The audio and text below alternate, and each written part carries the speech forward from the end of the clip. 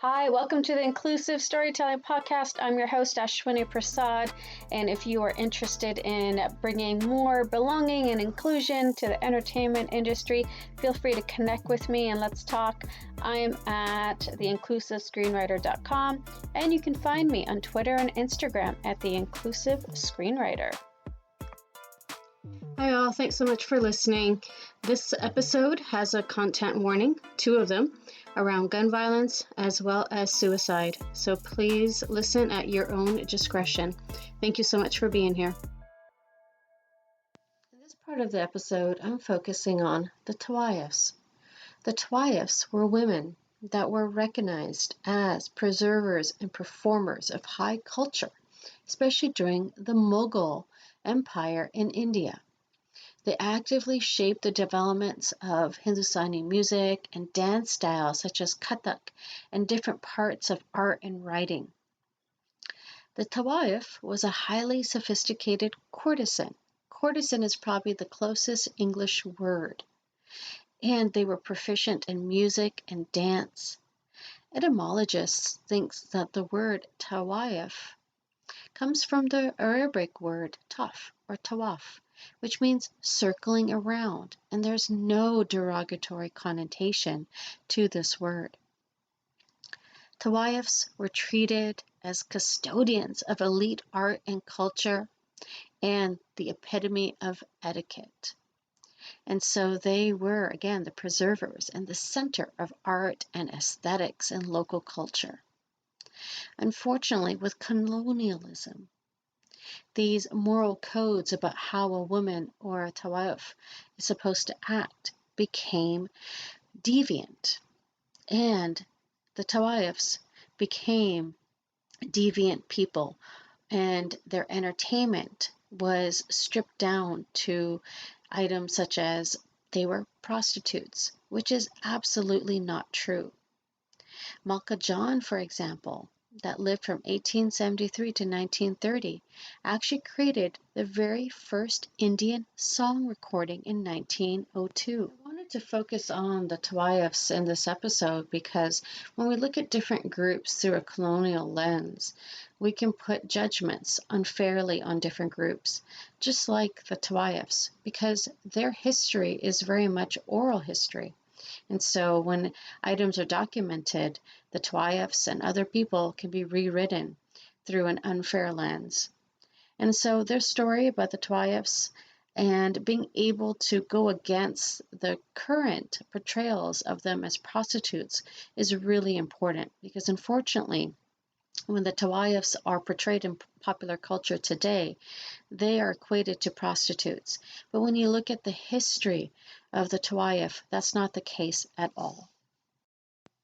This episode comes out the week of the 22nd anniversary of 9/11. 9/11 being the terrorist bombings that happened in the United States. I also want to recognize that there are terrible bombings and acts of violence that happen all around the world. This is the story of Rais Bhuiyan. Rais, following 9/11, was shot by a white supremacist in a brutal hate crime. Rais is known for suing then-Governor Rick Perry in Texas to stop the execution of the man who shot him and left him blind in one eye. Rais forgave his attacker, and his campaign, which led to be an international campaign, was trying to save his attacker from death row. Now, this movement was a manifestation of Riaz's deathbed promise to have a world without hate. Riaz founded the nonprofit World Without Hate after being shot, and his work really focuses on utilizing the power, the transformational power of empathy and the personal narrative to promote education so that we can prevent and disrupt hate and violence. Riaz is known to have said, quote, "The journey I've taken moved me from a place of pain on the deepest level to a place of hope for a kinder world, and a world without violence, a world without victims, and a world without hate," end quote. Rais was recently invited to the White House in the United States, and he is an author in addition to his peace work. Vaishno Bagai was born in India in 1891, and he really wanted to settle in the United States. Following his father's death, he had a good deal of land and money, and he chose to bring his wife Kala, who's important in this story, and his 3 sons to the United States. He applied and received U.S. citizenship in 1915. Now, this citizenship was quite an anomaly because there was a law dating back to 1790 that only allowed quote-unquote whites to be U.S. naturalized citizens, and those from the Indian diaspora were not considered white. This was cemented on February 19, 1923, in the Thind decision by the Supreme Court, where South Asians were not considered white. So instantly, people like Vaishno Bagai and others like him were denaturalized. Their land and rights were taken away.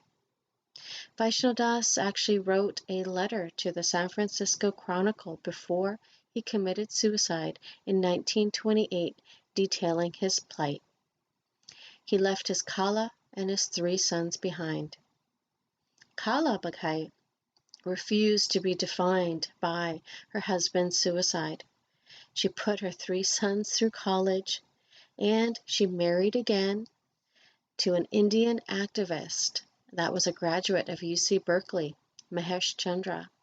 She attended night school and even learned to play tennis. Her granddaughter says that she would often visit her friends with a gift box of See's candy. In 1946, Kala Bagai was given U.S. citizenship that she was denied for so very long.